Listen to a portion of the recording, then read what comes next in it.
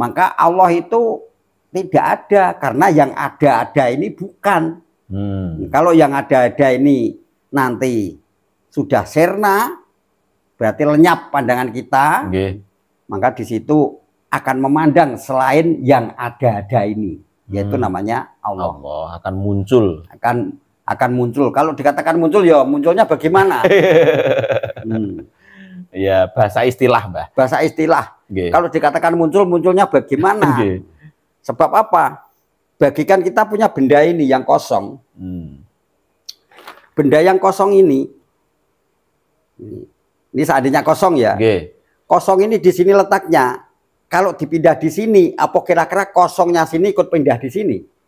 Tidak. Tidak kan? Tidak. Kalau kosong ini pindah ke sini, berarti kosongnya sini kurang, kosongnya sini tambah menebal. Enggak. Kan enggak kan? Enggak. Kita hanya tertipu oleh sifat saja. Piranti ya. Piranti ini. Karena Allah itu meliputi semua alam. Maka dikatakan Allah itu tidak kemana-mana, bahkan dia berada di mana-mana. Karena semua kelimputan dining mahanya. Maha Allah itu. Maka kalau dikatakan muncul, muncul bagaimana? Karena kita ini kelimputan semua datnya. Yang hidup-hidupan di dalam diri kita ini kelimputan datnya. Berarti hanya kata hilangnya piranti saja, Pak. Nah, maka kita ini menghilangkan ini loh. Seandainya aku bayangkan ini adalah ya ruang. Di dalam dikatakan ruang karena ada pembatas ini, ada lingkaran ini. Padahal di dalam dan di luar itu ini tampak dalam juga tampak luar.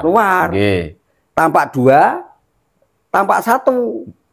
Karena dua ada dalam, ada luar. Padahal hakikatnya kita hanya tertipu oleh sifat ini saja.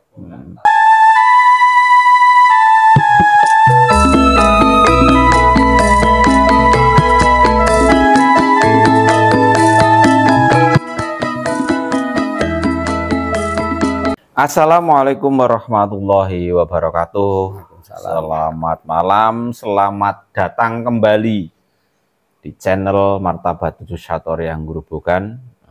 Seperti biasa, pada malam hari ini kita akan meneruskan membahas kitab Miftahul Jannah atau kunci swarga. Tapi karena banyaknya pertanyaan yang dari para pemirsa untuk kitab Miftahul Jannah, nanti kita bahas setelah semua pertanyaan-pertanyaan yang pemirsa tanyakan bisa terjawab. Ini sudah ada beberapa pertanyaan yang sudah dirangkum sama tim kita. Untuk pertanyaan yang pertama, kita langsung saja menyingkat waktu. Ini dari akunnya Jack Peter 7025. Assalamualaikum. Waalaikumsalam warahmatullahi wabarakatuh. Allah iku gur jeneng. Lah terus sing duwe jeneng sinten, Mbah? Mbah. Bertanya tentang. Jadi kalau ada kata-kata Allah itu gur jeneng itu sebenarnya salah. Sebab yang dinamakan atau yang dikasih nama itu pasti ada. Karena ada kata-kata sekabeng asma mawa jirim, sekabeng jeneng kuwi ana wujude. Maka karena pembakasan tentang Allah itu sendiri, Allahul Latif, Allah ki maha lembut. Allah ku layu hayapu ora kaya ora rupa tan kena kinaya ngapa. Mungguh dinge jeneng lah kenyeluk piye arek nempel ke ngendi. Terus Allah itu qadirun bila alati, kuwasa sing tanpa piranti. Terus Allah itu layamanu ramanggon sining panggonan, ora wektu lama koma ramanggon sining panggonan. Lalapal gak dijeneng lamakna nggak bisa diartikan. Nak jeh punya arti, jeh punya nama, berarti semua itu adalah makhluk. Lah kok dinakasih nama Allah? Allah itu diambil dari kata yang paling tinggi. Itu adalah nama energi yang tertinggi. Ya. Okay. Energi yang tertinggi itu adalah yaitu Allah. Allah. Okay. Jadi maha energi atau maha setrum. Sekarang yang dinamakan kata setrum itu kan ya juga nama toh ya. Yeah. Monggo ditekoi warnane apa setrum juga ngerti. Iya.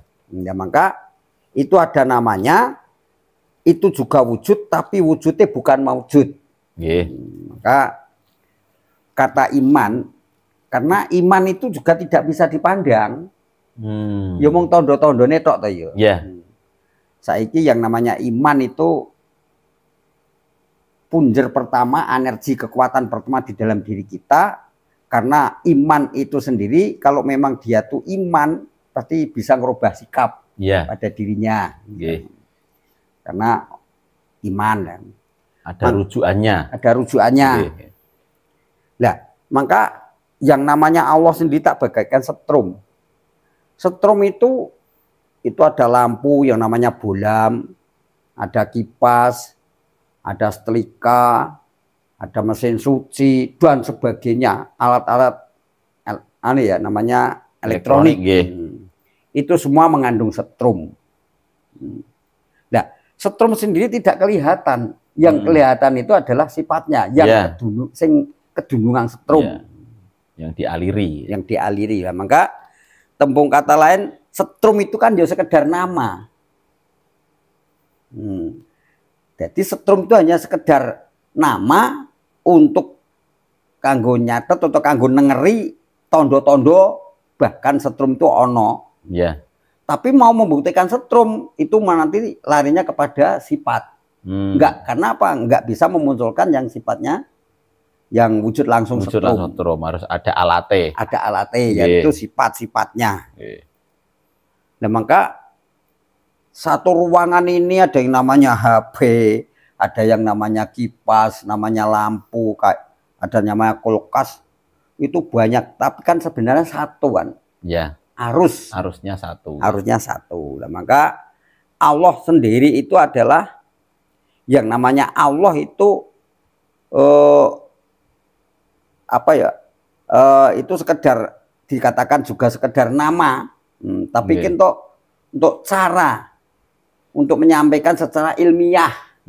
Nama tapi ada rujukannya. Ada rujukannya. Siapa tahu Allah itu? Karena Allah itu maha lembut, nggak bisa didumuk-mu. Karena yang bisa memandang wujud Allah itu tiada lain adalah Nur Muhammad. Selain Nur Muhammad nggak akan bisa memandang Allah, nggak akan mampu. Semua piranti-piranti hidup kita nggak akan bisa meraba. Yang bisa meraba kalau memang orang itu sudah sampai ke makom Nurun Muhammad. Kalau cara piranti meraba Allah itu dengan cara seperti apa? Supaya bisa diterima logika. Ya, kita berzikir. Kita berzikir karena Allah tuh ora ono. Neng sing ono iki dudu. Gitu kan? Setrum ki ora ono. Sing ono lampu, kipas, semua tuh bukan setrum. Nah, kalau kita menghilangkan semua nama tanda-tanda itulah tadi, nanti larinya rujukannya kepada setrum sendiri. Lah kita mencari Allah, mongko Allah ki ora ono, sing ono iki dudu. Semua yang ada ini bukan. Kalau kita ingin mencari wujud Allah, ya harus semuanya yang ada ini harus nggak ada, karena Allah tuh nggak ada, yang ada ini bukan. Jadi menghilangkan semua yang ada dulu. Nah, maka dari itu adanya zikir secara Qadiriyah maupun Naksabandiyah maupun semua torekoh, zikir itu hanya untuk membuang sifat yang ada, merujuk kepada yang tidak ada, yang dikatakan tadi tidak ada. Tapi sebenarnya malah mau ada. Mau ada lah. Maka adanya zikir itu adalah karena nur Allah itu tidak bisa ditutup oleh segala sesuatu. Yang tertutup oleh segala sesuatu itu adalah pandangan-pandangan kita ini selalu dibatasi dengan hijab. Hijab jalal. Artinya apa hijab yang tebal? Yaitu nafsu kita ini. Itu bisa dikatakan juga efek gravitasi dunia. Ya memang. Nah maka karena kita kena gravitasi dunia, kecintaan kepada dunia. Nah kita belajar membuang kecintaan kita ini kepada dunia. Nah maka zikir itu untuk memakomkan, ada jahar, ada lam jalalah, gerakan, memakomkan dan sebagainya tuh supaya kita ini bisa tahu. Maka zikir sendiri itu adalah juga zikir itu satu untuk mengecoh fikir. Supaya fikir ini nggak punya tempat untuk memikirkan dunia. Untuk memikirkan dunia maka digiring, didesek, dilarikan kepada yang satu, la ilaha. Semua itu nggak ada apa-apa. Illallah, yang ada hanya Allah. Nah maka karena kita piranti kita ini, karena Gusti Allah kayun qadirun bila alati, kuasa tanpa piranti, belajar membuang piranti. Ya ada penglihatan, ada penciuman, ada lisan, ada perasaan tubuh ini, pendengaran dan sebagainya. Pendengaran sebagainya itu khususnya panca indera kita ini kita tutup dengan zikir-zikir itu. Kalimah la ilaha illallah itu tadi. Kalimah la ilaha illallah itu. Supaya dia lari sing gak manggon-nggone waktu, gak manggon-nggone zaman ya. Sing gak pakai piranti, yang gak pakai roh. Maha suci Allah. Nah, maka Allah itu tidak ada karena yang ada-ada ini bukan. Kalau yang ada-ada ini nanti sudah sirna, berarti lenyap pandangan kita. Maka di situ akan memandang selain yang ada-ada ini, yaitu namanya Allah. Allah akan muncul. Akan muncul. Kalau dikatakan muncul, ya munculnya bagaimana? Ya bahasa istilah, Mbah. Bahasa istilah. Kalau dikatakan muncul, munculnya bagaimana? Sebab apa? Bagikan kita punya benda ini yang kosong. Benda yang kosong ini seandainya kosong ya. Kosong ini di sini letaknya. Kalau dipindah di sini, apa kira-kira kosongnya sini ikut pindah di sini? Tidak. Tidak kan? Tidak. Kalau kosong ini pindah ke sini, berarti kosongnya sini kurang. Kosongnya sini tambah menebal. Enggak. Kan enggak kan? Enggak. Kita hanya tertipu oleh sifat saja. Piranti ya. Piranti ini. Karena Allah itu meliputi semua alam. Maka dikatakan Allah itu tidak kemana-mana, bahkan dia berada di mana-mana. Karena semua kelimputan dining mahanya. Maha Allah itu. Maka kalau dikatakan muncul, muncul bagaimana? Karena kita ini kelimputan semua datnya. Yang hidup-hidupan di dalam diri kita ini kelimputan datnya. Berarti hanya kata hilangnya piranti saja, Pak. Nah, maka kita ingin menghilangkan ini loh. Seandainya aku bayangkan ini adalah ya ruang. Di dalam dikatakan ruang karena ada pembatas ini, ada lingkaran ini. Padahal di dalam dan di luar itu ini tampak dalam juga tampak luar. Tampak dua, tampak satu.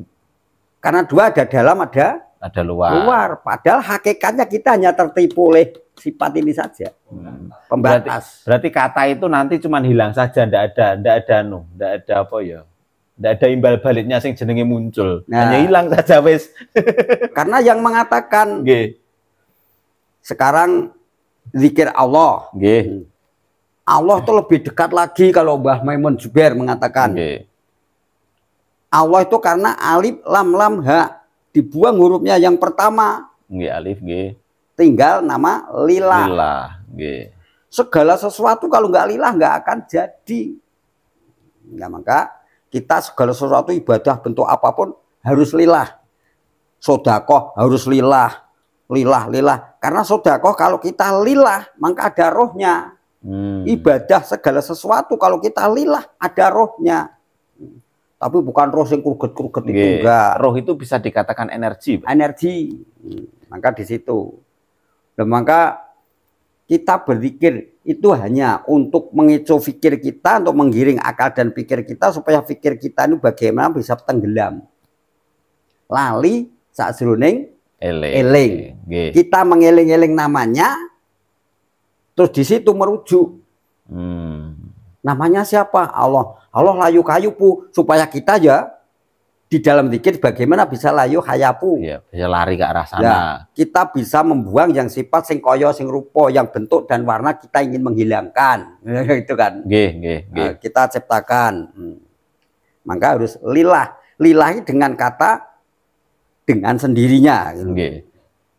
Nah, lillah supaya lebih dekat lagi, dibuang hurufnya yang depan lagi. Karena lillah itu lam ha. Nggih. Dibuat huruf yang pertama lagi, yaitu tinggal lahu. Nggih. Supaya kita bisa menyatu kepada siapa itu hu, gitu kan. Itu dibuang hurufnya lagi yang satu. Di depan lam, tinggal haknya saja. Hu. Karena kata hu itu adalah dhamir sa'am. Satu kalimah sudah menghabisi, ngentei. Quran 30 juz sudah di dalamnya. Hu. Nah, maka kata hu sendiri itu dia. Nggih. Nah, dia siapa? Karena kita tidak bisa nemok, Nggih. nggak bisa dumuk, Memegang, nggih. nggak bisa memegang, bahkan memandang pun seandainya dia bisa memandang, nggak bisa menyampaikan, nggak bisa meraba. Allahul Latif. Tapi bisa merasakan, Mbah. Bisa merasakan. Ya, yang merasakan siapa? Ya Rasul jati kita, bukan rasa nafsu. Nggih. Nafsu kembali kepada akal dan pikir lagi. Kalau kita sudah kehilangan akal dan pikir, tertutup sebuah getaran-getaran bumi kita ini, maka kita akan bisa memandang. Kita bisa ketemu, tapi bukannya ketemu seperti aku dan kamu. Nggih. Kalau aku dan kamu itu kan yang namanya kudus ngalah kudus. Nggih. Nah, kita berusaha kudus ngalah kudus sudah kita selesaikan, baru kudus ngalah kodim. Kudus ngalah kodim artinya apa? Perkara anyar kalau perkara kawa. Kudus kodim. Kodim ki sapa? Nurun Muhammad itu ya kodim. Nggih. Ya kodim. Nah, kalau sudah kudus ngalah kodim, baru kodim ngalah kodim. Kawa karo kawa. Berarti sang Nurun Muhammad. Nurun Muhammad kepada Allah. Maka dibentuk apapun yang namanya akal panca indria kita, nafsu kita tidak akan bisa meraba adanya Allah. Tidak akan mampu. Nggak akan mampu. Yang mampu itu ada Nurun Muhammad. Padahal Nur Muhammad sendiri pada umumnya itu tadi orang-orang yang ahli kitab mengatakan ngaji saya gini, ngaji saya gini, saya ahli pondok. Itu tadi mengatakan nggak bisa ditulis di dalam kitab dan Al-Quran.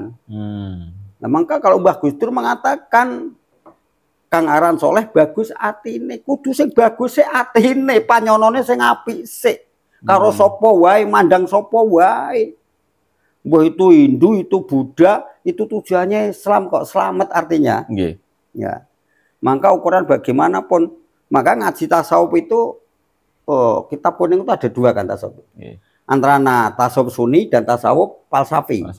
Tasawuf Sunni terang Ihya Ulumuddin, karena menghidup-hidupkan agama. Yang tasawuf falsafi itu adalah yang namanya hikam. Hikam itu tidak terpancang pada agama yang khusus Islam, tapi dia mengambil yang paling soleh. Tujuannya kepada kesolehan, bukan kepada ngaliman, kepinteran, enggak. Maka diteruskan itu tadi yang namanya bolo konco priya wanita ngaji aja mung seneng sarengat tok, mung pinter ndongeng nulis maca, yaitu ahli kitabe tumpuan. Saya sudah ngaji sekian tahun, kitabku iki, tapi untuk diambil dalil-dalilnya untuk menyalahkan orang lain, untuk nyacat orang lain. Itu saking pinternya iblis. Saking pinternya itu. Nah, maka dari itu sehingga tak ukur dengan ini tujuan kita mbuh kita umpamakan lewat apa saja silakan. Kalau ini dikatakan kejawen saya wong Jawa kok. Nggih. Lah iya kan? Nggih. Sawang Jawa tujuannya apa? Karena sang salik itu pencari Tuhan, bukan pencari hukum. Yang penting ketemu Gusti Allah ya yang ngono. Terus gini, Mbah, bagaimana cara kita menggiring logika? Karena ketika sudah lari ke Nurun Muhammad, membahas tentang Nur Muhammad, logika sudah tidak mampu. Suka nggak mampu. Untuk menggiring logika ini supaya bisa menerima itu caranya gimana, Mbah? Nah, maka tadi itu kalau di dalam zikir Qadiriyah wa Naqsabandiyah itu dana namanya zikir latifah. Latifatul qalbi, untuk melembutkan hatinya supaya lembut. Ojo ngerayai liyan, ojo goleki bener lan salah liyan. Ayo dicari, dikoreksi hatinya sendiri. Dibersihkan sendiri hatinya ini. Malah dilatihkan, dilembutkan. Ojo nganti ana gerunjulan salah satu. Sedikit pun jangan sifat masuk yang di dalam diri. Berarti larinya kita itu membersihkan mikrokosmos dulu. Mikrokosmos dulu. Diri kita dulu. Nah, yang namanya kalau orang pintar ahli kitab tadilah panyono yang bagus. Oh, Husnudon. Husnudon. Husnudon. Husnudon. Tapi memang gini ya, Mbak. Kita untuk berusaha untuk membuat pandangan atau panyono sing bagus itu panggil, Mbah. Sulit. Sulit, Mbah. Terus untuk apa ya? Untuk bisa kita merubah pandangan, karena biasanya di dalam diri itu akan ada perdebatan. Nah, jadi ada pancaran energi negatif dan positif yang bertengkar di dalam hati. Nah, untuk supaya kita itu lebih mudah mengalahkan yang negatif, kemudian supaya memenangkan yang positif, ini caranya seperti apa? Nah, itu caranya yo apa? Tulisannya kono, tulisannya diampet. Nah, caranya ngempet yo piye? Yang namanya ibadah ki ngempet. Pengendalian gitu. Pengendalian. Tapi gelombang itu napa nggih? Gelombang yang di dalam diri kita antara negatif dan positif, suudzon dan khusnudon itu selalu ada, Mbak. Selalu ada. Oh. Karena apa? Khusnudon kalau umumnya saya sendiri loh ya. Bukan orang-orang yang pintar-pintar tadi enggak. Jadi saya sendiri yang khusnudon dengan yang seudon. Khusnudon saya itu hanya 25%. Tapi seudon saya yang 75%. 80%. 75%. Tambah sithik emang. Ngono. Wong 25 kok. Saya tidak ngomong 20 kok ya. Nggih. Nah, maka dari itu, maka di dalam Naqsabandi sendiri tentang zikir latifah itu ada latifatul ruh, lembutke ruh, latifatul sir, latifatul jasad, latifatul nafsi, semua dilembutkan. Belajarlah nonton dirinya sendiri, belajarlah memandang dirinya sendiri, introspeksi diri sendiri. Dikatakan jari kayak mau kon nengok getoke. Ya kan? Terus ada yang namanya latifatul alfa. Alfa itu kan ya kosong. Itu suruh melembutkan lagi. Bagaimana sembunyi? Karena Allah tuh maha lembut. Nah, maka dari itu kalau di dalam Satoriyah itu dengan zikir yang namanya ada Baitul Muqdis. Kalau bahasa Cirebon diganti Baitul Muqdis nggak boleh. Bintal Muqaddas. Di dalam Bintal Muqaddas, karena ini bagi Allah adalah sifat yang suci, tapi bagi kita Bintal Muqaddas atau Baitul Muqdis itu tadi di pok wawadi anak Adam itu adalah tempat sahabat atau yang namanya kenajisan. Nah, kita tarik dari bawah pusar ke atas itu bagaimana? Karena semua energi bersumber dari Baitul Muqdis sampai dari tulang ekor. Maka ditarik sampai ke Bintal Makmur atau Baitul Makmur. Lalu kita putar dengan kalimat la ilaha.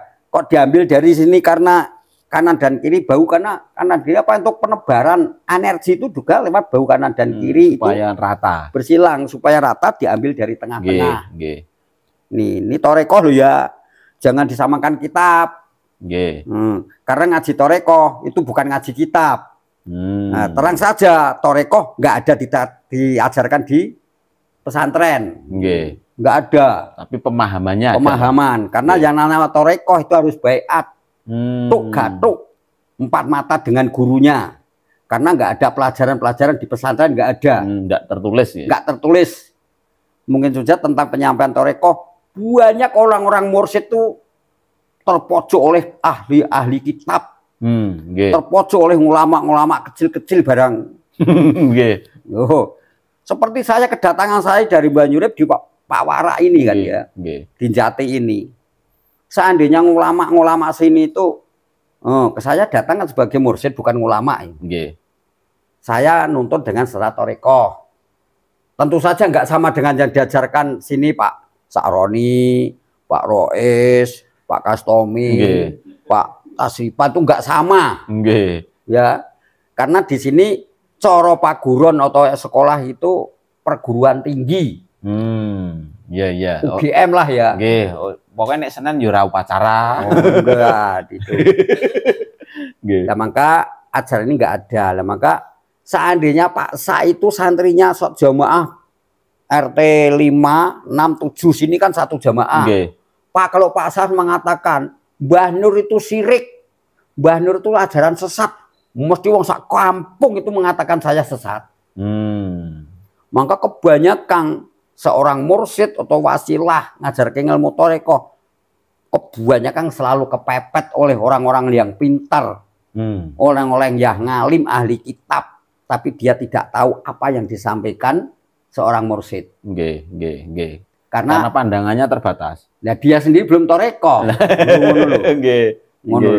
Dia kepinterannya bukan profesor tapi dokter mungkin ya. Doktor.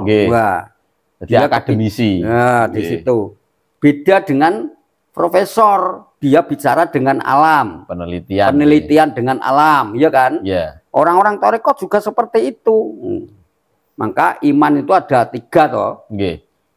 Jadi yang namanya 1 imam taklid, imane wong gugon tuhon, melu-melu, yasinan grubyu, ngaji grubyu, munakipan grubyu, tapi ndak tahu seragame gubyuk, lha nggih gak arti karepe.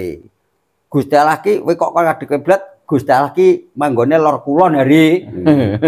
Nggih. Wong salatku ora ngileni kiblati rak ya ngono. Nggih. Biasane ngono.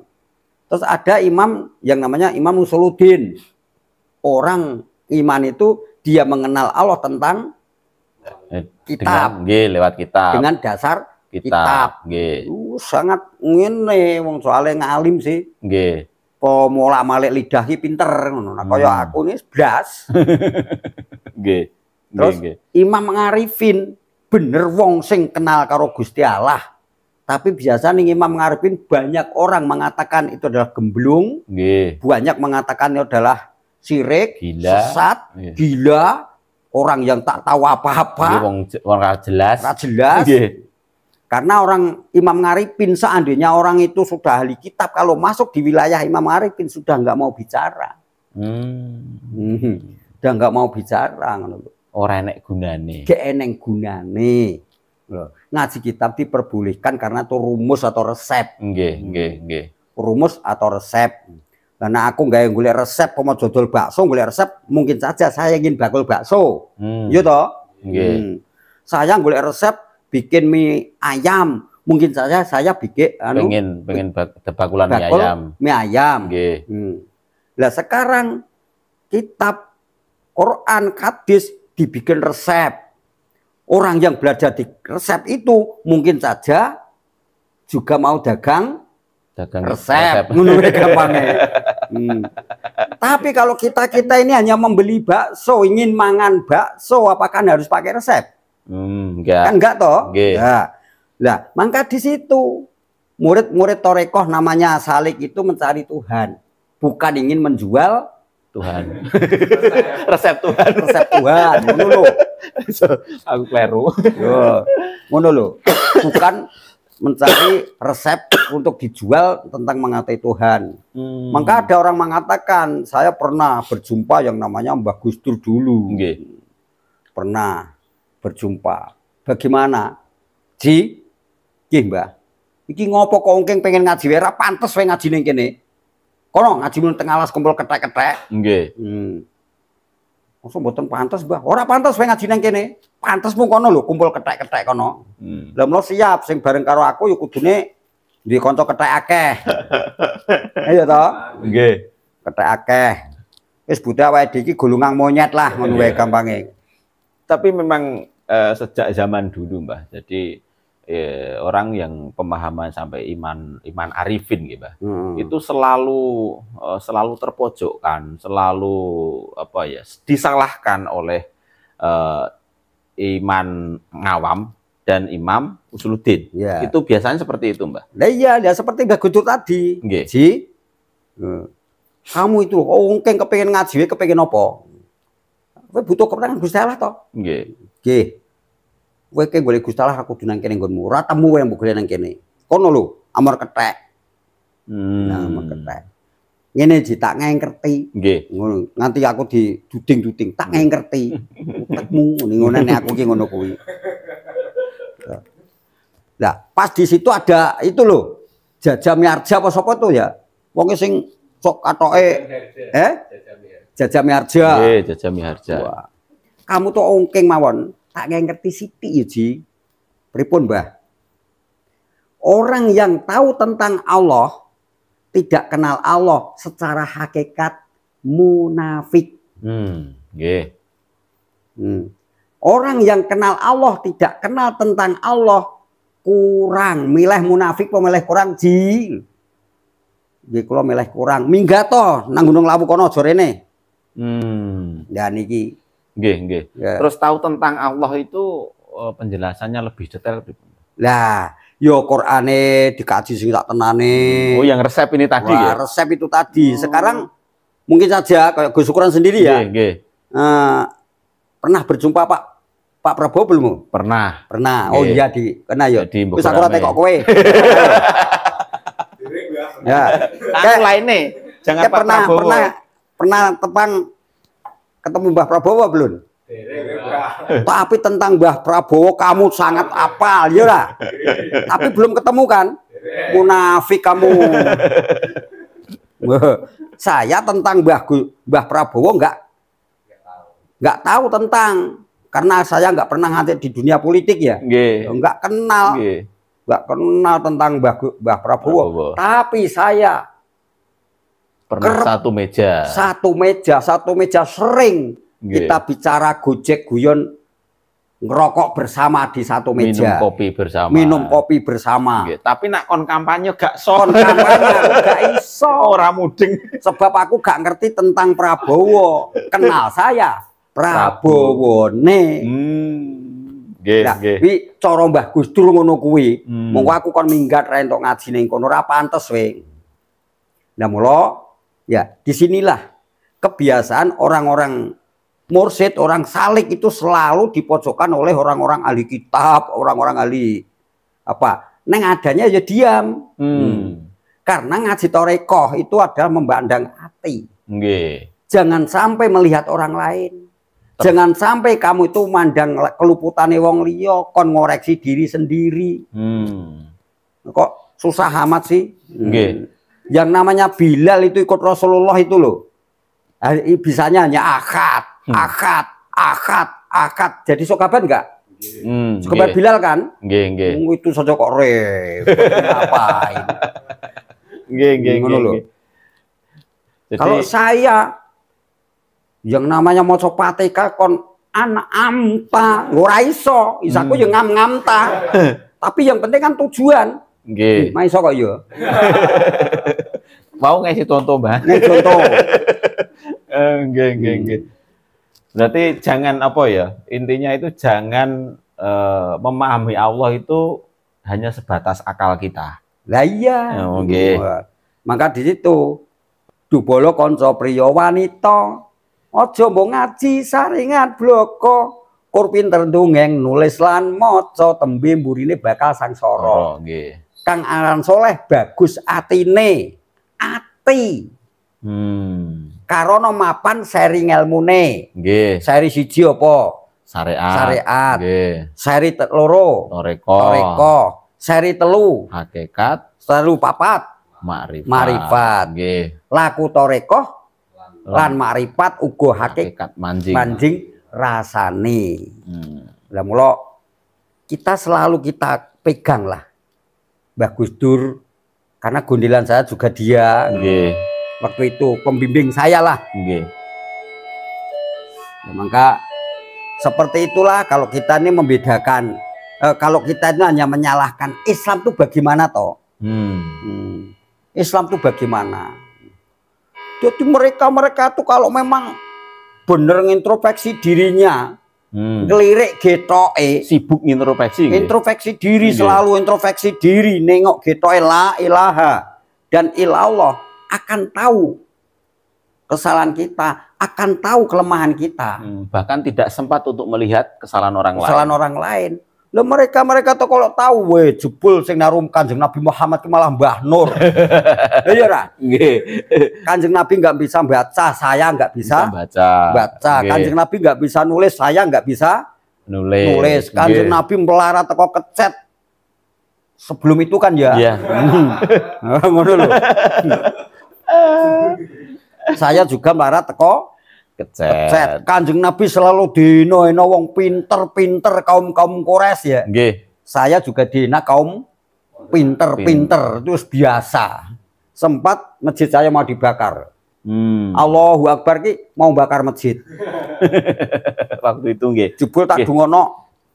Ya Allahu Akbar apa Allah bubar ya kok mau bakar masjid gitu loh. Nggih.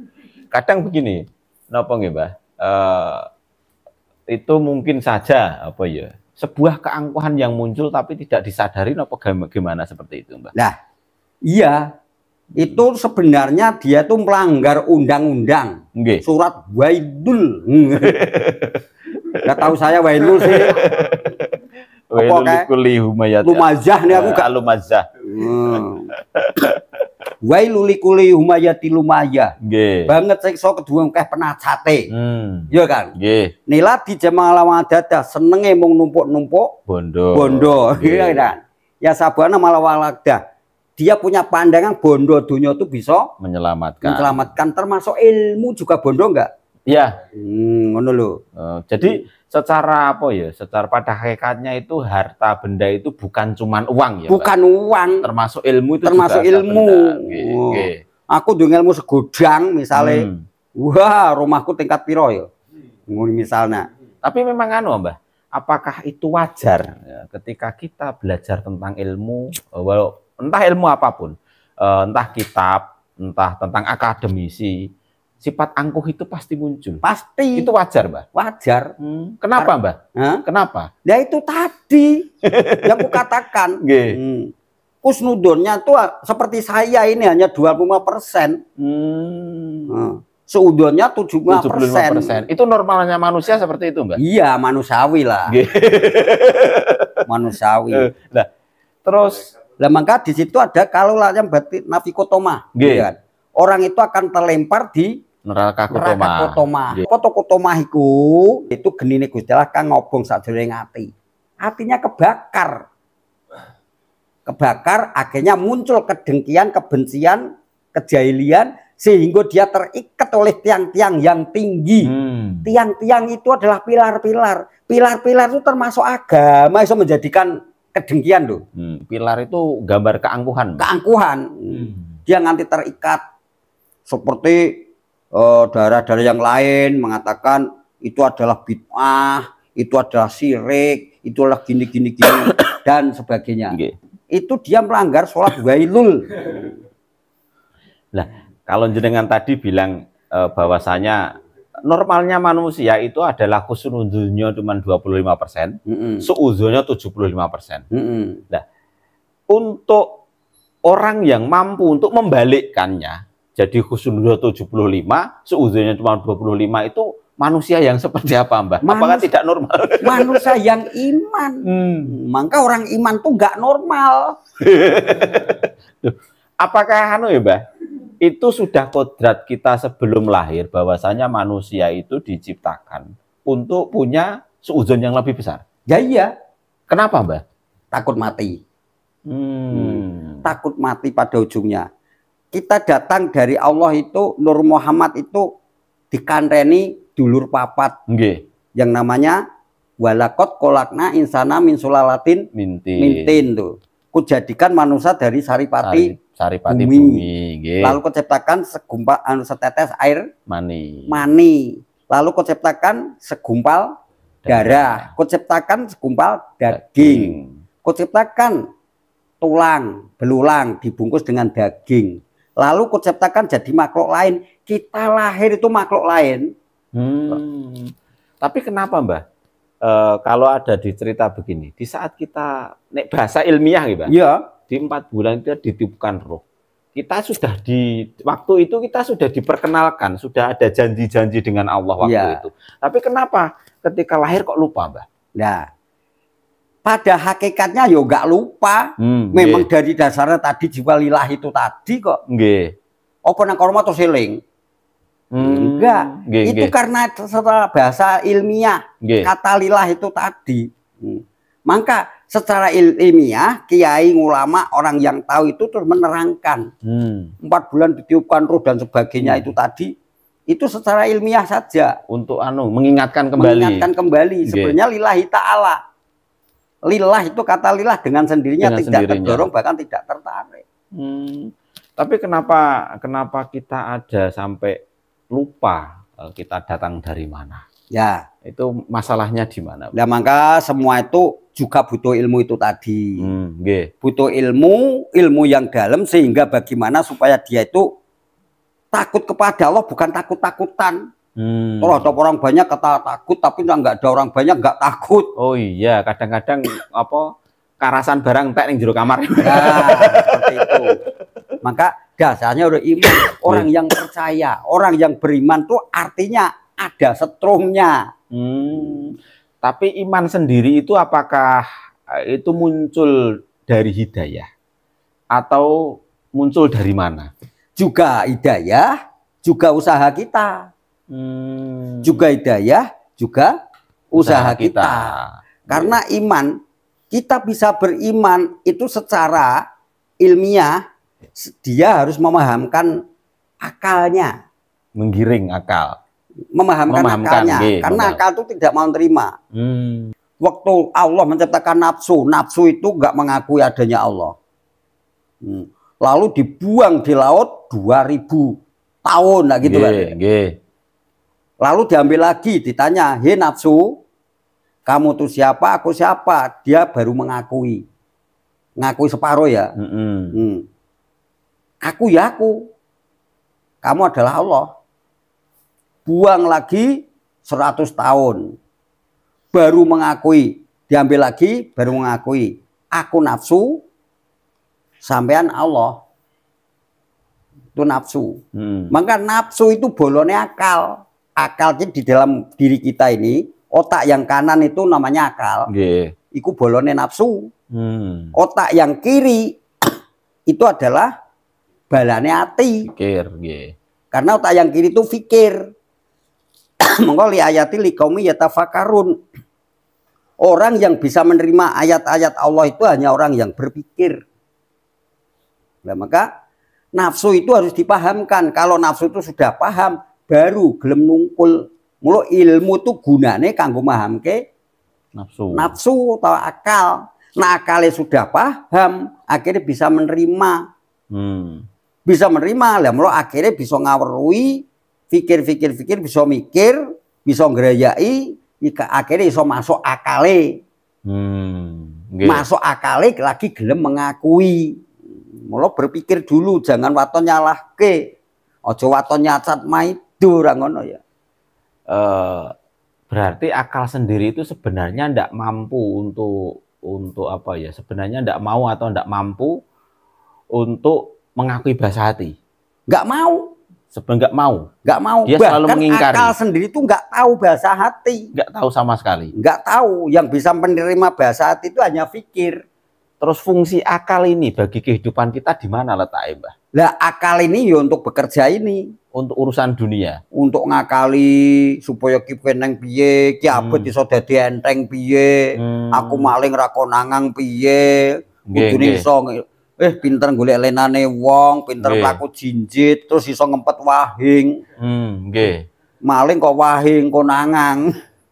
Lah terus fikir sendiri itu fungsi atau kegunaannya di wilayah hati. Di hati. Mula fikir itu larinya nanggone negatif, positif, sedangkan akal itu larinya nanggone negatif. Oh, itu yang dengan ceritakan tadi bahwa bisa dikatakan fikir itu yang porsinya secara normal cuma 25%. Iya. Kekuatannya. Nah, akal porsinya 75% kekuatannya. Mula kebanyakan orang kerja tuh pakai akal. Maka aku sampaikan, kalau kita bekerja itu secara akal berAmerika Serikat. Diumpamakan. Yo, kadang dengki, serai, benci. Nara dibayar ngamuk. Bayar ngamuk. Tapi sedangkan kalau kita ibadah, pakai otak yang kiri, karena itu adalah Saudi Arabia. Diibaratkan seperti itu. Seperti itu. Kalau saya itu ibaratkan seperti itu. Terus tadi kita kembali ke Syair Gus Dur, Mbah. Di situ Kang Aran soleh, bagus atine, karono mapan sering ilmune, laku torekoh lan makrifate, uga hakikat manjing rasane. Kenapa syariat tidak disebut, Mbah? Nah, sudah dilakukan setiap hari. Siapa saja. Tidak usah disampaikan. Karena apa? Nggak usah kita menceritakan soal SD. Ceritakanlah SMP, SMA, perguruan tinggi. Karena SD itu barang tentu. Semua sok jati sudah SD semua. Secara umum? Secara umum. Oh, sing umumnya gak usah disebut. Maka kalau tanya, sekolah SD pura, nggak usah. Nggak usah. Kalau dia tuh SMP, sudah barang tentu dia tuh sudah SD. Oh, gitu. Maka apa ada orang sudah punya jasa SD kok enggak, SMP kok enggak punya SD. Lah itu, Mbah. Makanya kalau sudah megang ijazah SMP jangan tanya, kamu SD enggak? Kok Jokowi lagi kok. Dikira palsu. Kira palsu. Oh, berarti syariat sendiri itu umum sudah. Sudah umum. Enggak usah disampaikan, banyak orang yang tahu. Mongko selayaknya orang sing mali pujian itu. Nggih. Kang Aran soleh bagus atine karo mapan sering melaku torekoh lan makrifate uga akan manjing rasane. Nak udute kudu ji samsu. Sebab ji samsu kenenge mung loro telu papat kodenya 2 3 4.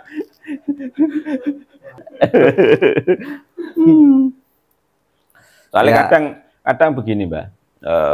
Ketika kita bahas tentang lari ke Nurun Muhammad atau tentang keilahian itu kadang-kadang perdebatan terjadi ketika logika itu butuh pembuktian. Lah iya. Padahal itu tidak bisa dibuktikan. Ya. Hanya bisa dirasakan. Iya, anak kau Saridin iso mbuktekake.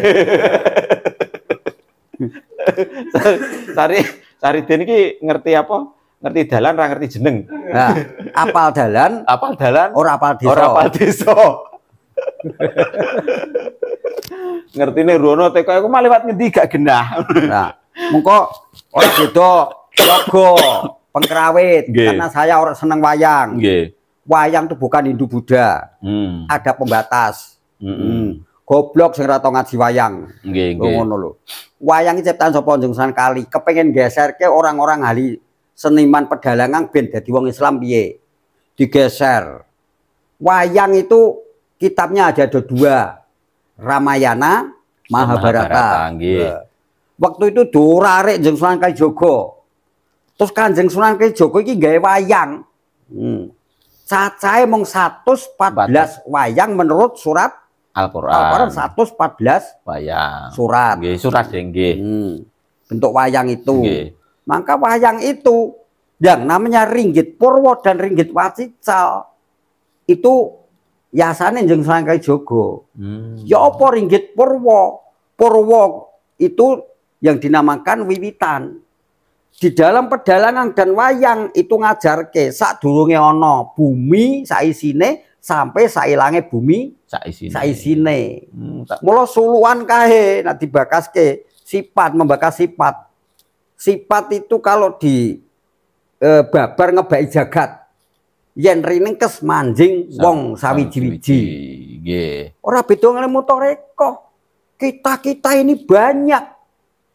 Tapi pada hakikatnya adalah satu. Nggih. Sopo lillahi ta'ala.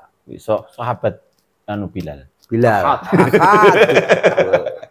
Mangkal. Jadi anu Mbak, kadang-kadang kita sendiri itu terjebak dengan metode ya. Terjebak lah metode. Terjebak metode, terjebak alat, nganggep alatnya dia paling ampuh. Alatnya kancane gak ampuh. Muga Sunan Kali senenge ngoten niku. Nggih. Sebab ki wong Jawa.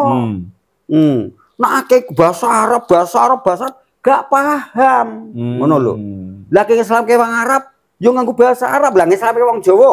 Iya. Sedangkan bahasa Jawa. Dengan budayanya. Saiki kaya lakon jeneng wayang.